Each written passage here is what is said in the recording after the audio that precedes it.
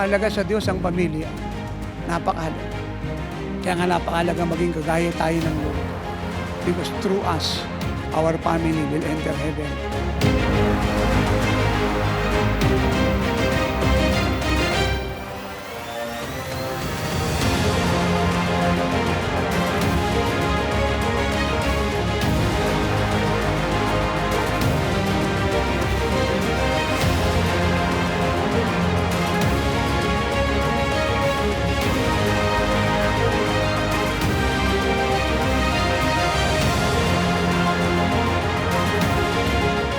Kamatayan sa sarili ang hinihingi ng Diyos sa ating lahat upang ang bunga na taglay-taglay ng Panginoong Jesucristo ay makita na sa atin.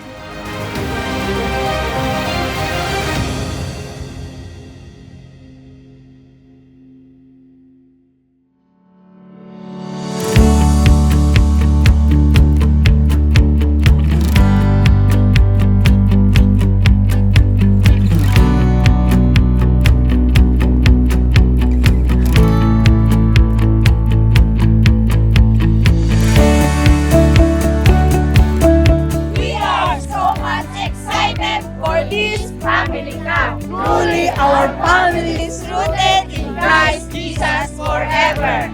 Amen.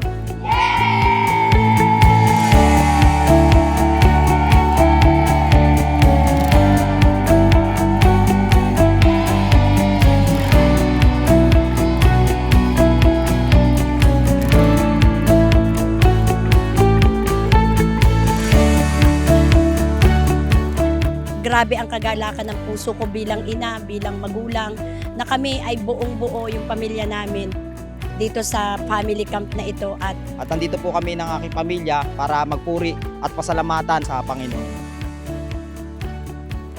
Kung paano po na dakilang bagay po ang pinaranas ng Lord sa mga nakalipas po ng mga family camp na amin po nadadaluhan. Alam po namin na mas higit pa po yung ipapaunawa ng Lord, especially po sa buhay po at lahat ng aspeto po ng aming pamilya. We believe that Jesus Christ is the foundation of our family. Amen. Yay!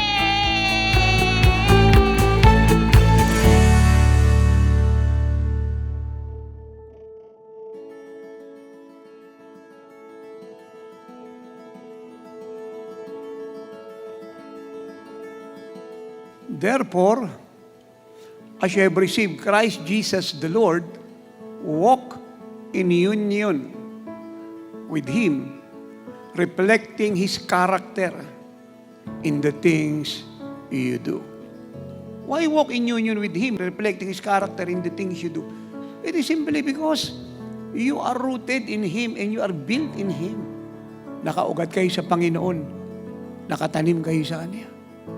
Siya yung buhay niyo, kalikasan niyo, kabuuan ninyo. Kagaya ng isang puno. So hindi mo siya pwedeng paghiwalayin. You are in total union with Him. We are one with Christ. One.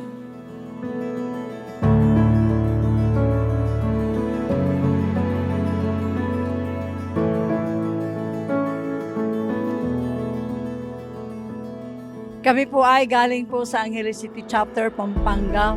Binubuo po kami ng more than 11 family. Kaya sobra po talaga yung aming excitement kasi lahat po nag-effort kasi nga alam po namin na lalong-lalo na po. Ito na po yung kaganapan ng pangako po ng Diyos ng lahat ng pamilya ay gagawin po ng Diyos na kagaya po ng Panginoong Jesucristo.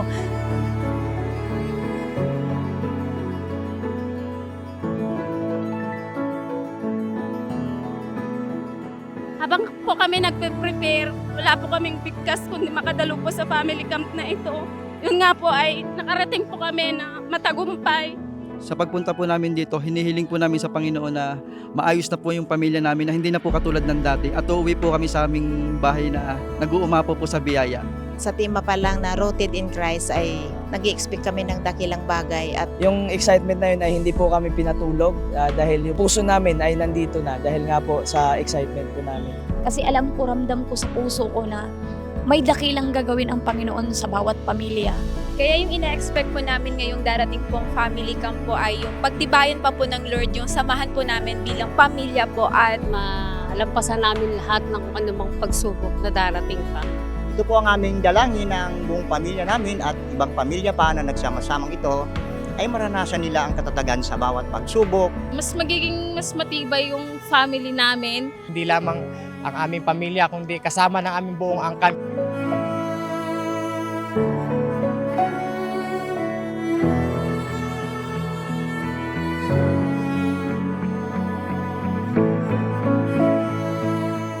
Makinig kayo mga anak sa mga magulang niyo. To honor your parents is to honor your God. Yung sabi ng Bible, the Lord will bless you. You will have long life, satisfied life. And you will enjoy your glory days. And your eternal life is secure.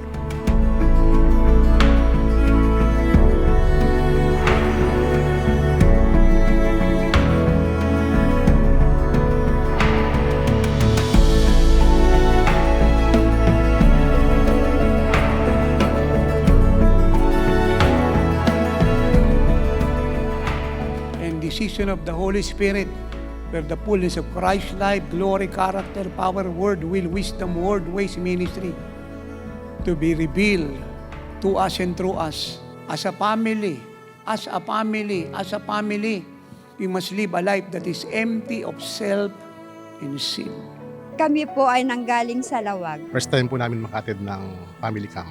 Si tatay dati, pag narinig ko po lang sa TV, sa radio, andun na po yung anointing po. Pero po, mas grabe po yung marinig ko sa personal. At saka yung mga salita ng Diyos na nadinig po namin sa kay tatay.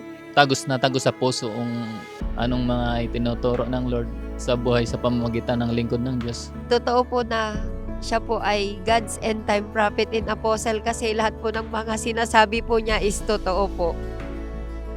Ang bawat pamilya ng Jesus are Shield, kung bakit dumating kayo sa madaling paglago, ibig ng Diyos, maperfect ang pag-ibig natin sa bawat isa, sa ating pamilya, mula sa asawa, anak. The way po na magturo ang babae ng Diyos is very simple and direct to the point po. Bilang nanay din po, ramdam ko po yung mga sinishare niya po kung paano maging isang asawa, maging ina. Ang mga revelation po ng nanay ay napakasarap sa puso. Sinasabi niya talaga na pag may Panginoon sa puso mo, madali lang magpatawad. Iyon po ang nakatatak sa puso ko. Kailangan natin mamatay sa sarili.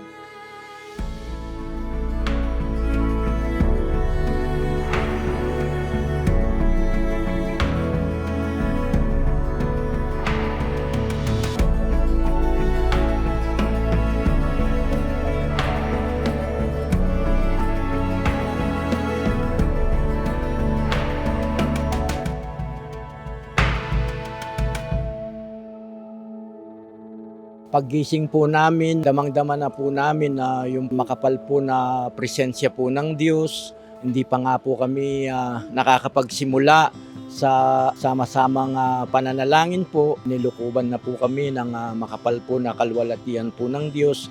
Ako'y nag-pray. Yun nga personal devotion na hindi po nawawala sa buhay ko. Kinausap niya ako, yun, nag-repent po ako ng malalim po.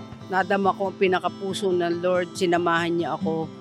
Dahil yung luha sa aking mga mata, di mapigilan. Naranasan ko yung kapayapaan muli sa buhay ko. And then, kasama ng pagde-declare ko sa bawat pamilya namin ay nandun na po yung tagumpay.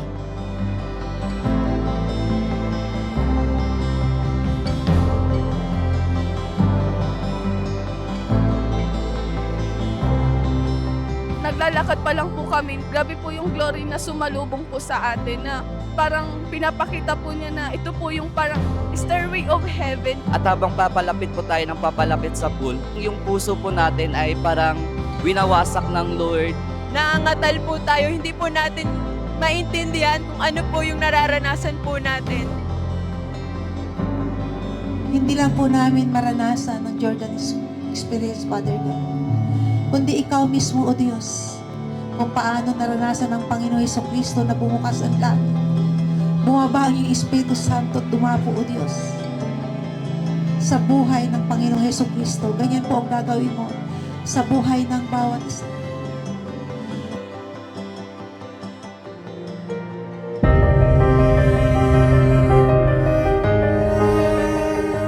Nabaptize na po ako sa ibang ministry, pero hindi ko po yung naranasan yung kung ano po yung naranasan ko po ngayon. Doon ko po naunawaan. Hindi lamang po pala basta na nilulublob lang po sa tubig. Mas lalo ko pong naunawaan kung ano pong kahalagahan sa buhay ng isang tao ang water baptism po. Napuspos tayo ng Lord at patuloy po na tayong kinakausap na bukas ang langit para sa iyo, anak ko. Kinausap po tayo ng Lord at ang sabi po ng Lord sa atin po ay, Pag-ahon mo, isa ka ng bagong nilalang talaga na full of the Holy Spirit. you are a new creation. New creation na po raw tayo. So, naiwan na po natin yung mga kasalanan natin. In the name of Jesus Christ, the Son of the Living God, come out! Habang si Nanay Eileen ay nagpapatayo, hindi ako tumayo. Ang ginawa ko, pinatong ko yung kabilang kamay ko sa ulo ng anak ko at yung isa, ginanon ko. Alam ko po may dakilang bagay na ginawa o pinapangyari ang Lord sa buhay namin mag-ina. Si Nanay Eileen po, talagang isang deliverer talaga siya. Po pagsigaw niya ng layas, alis.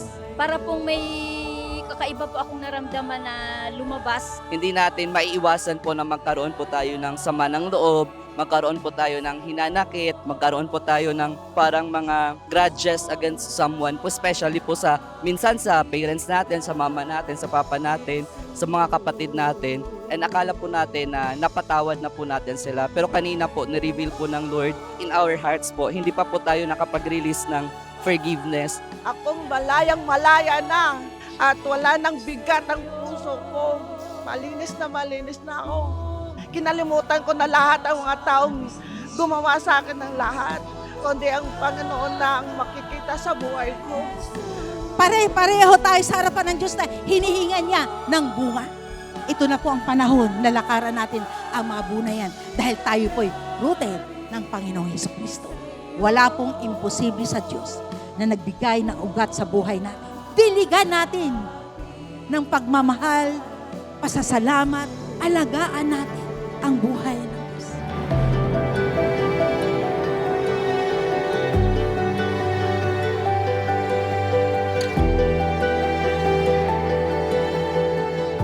God said in this end time, in these last days, His love, goodness, and faithfulness will overflow.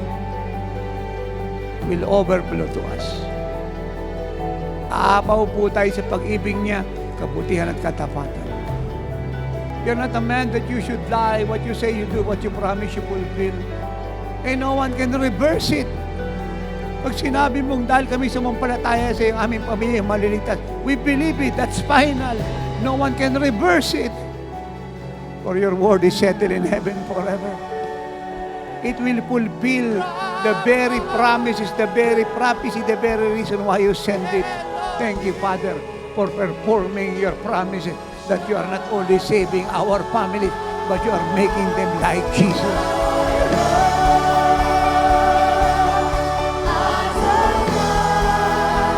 The Lord your God is doing a new thing. A new thing.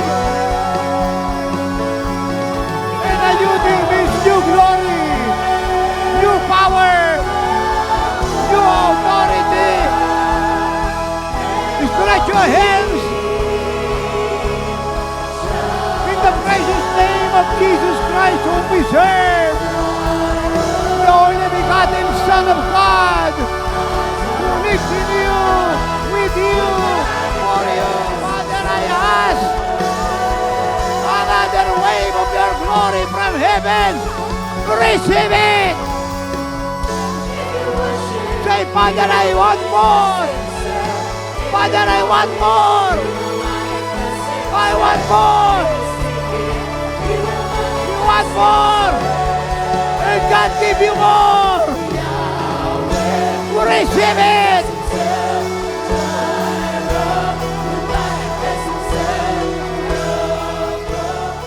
kanina pong nagtawag ang man of God, hindi na ako nagdalawang isip po na pumunta sa harapan. Talaga pong tumakbo agad ako nun, kahit po nasa labas ako nun. Nandun po yung excitement, tapos Naranasan ko po na malihas ng tatay, which is first time ko po. yung buong katawan ko halos nanginginig po dahil sa presence po ng Lord.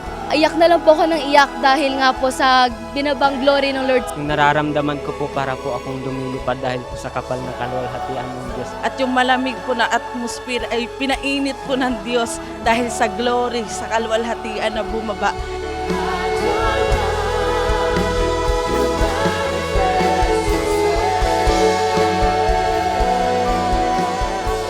Tunay nga po na ang Diyos ay hindi gumagawa ng the same as usual.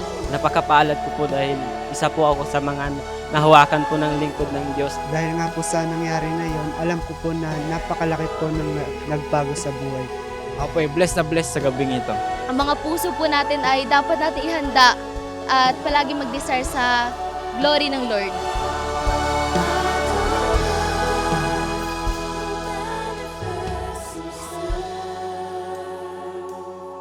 Mula ngayon hanggang bumaba ang Panginoong Kristo, the love, the goodness, the faithfulness, the overflowing favor of the Father be with you whenever you go. You and your children's children will possess the land. You and your children will become mighty in the land. Your glory days you will enjoy. And all the promises of the Father in you will be done.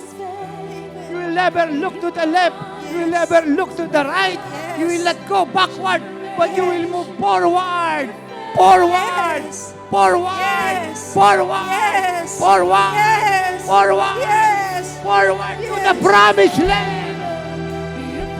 And as we finish the will of the Father, you, Jesus is our shield family.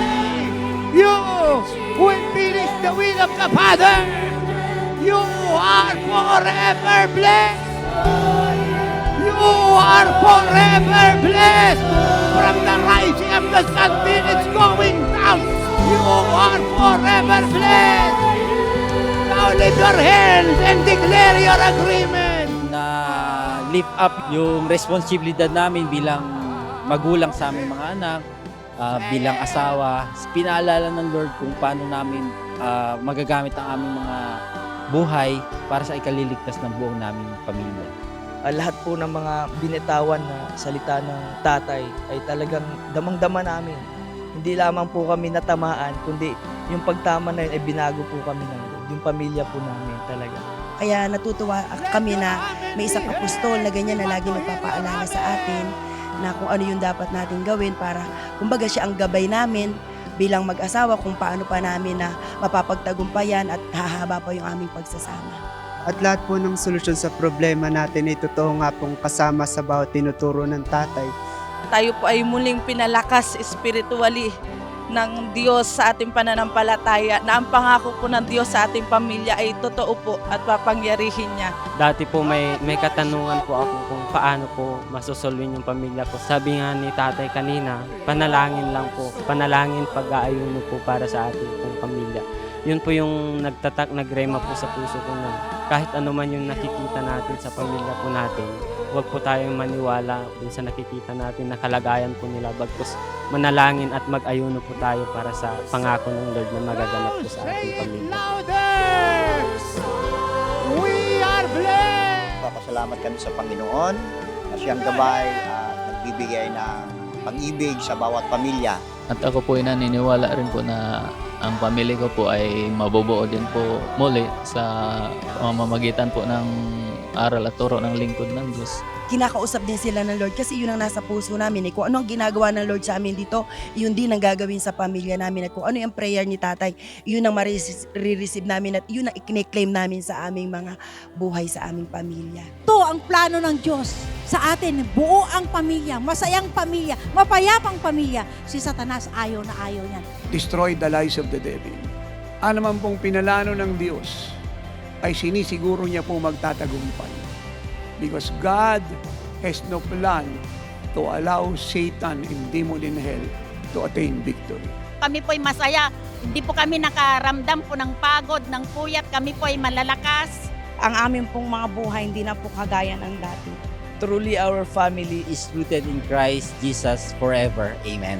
Hindi lamang kami mag-ugat, kundi magtutumibay, matatapos namin ang kalooban ng Diyos at mararaptured kaming buhay bilang mga living like Jesus family rooted in Jesus Christ. Kaming matagumpay, pinagaling, pinalaya, pinagpala, at mula sa aming mga magulang hanggang sa aming anak at sa mga darating pang henerasyon hanggang sa pagbalik ng Panginoon, kami ay maglilingkod sa Diyos at magtatapos ng kanyang kalooban. In this Family Camp, We declare, That Jesus Christ will be established in our family. Amen! Living like Jesus Family Camp 2024. Our families are rooted in Christ Jesus. Amen.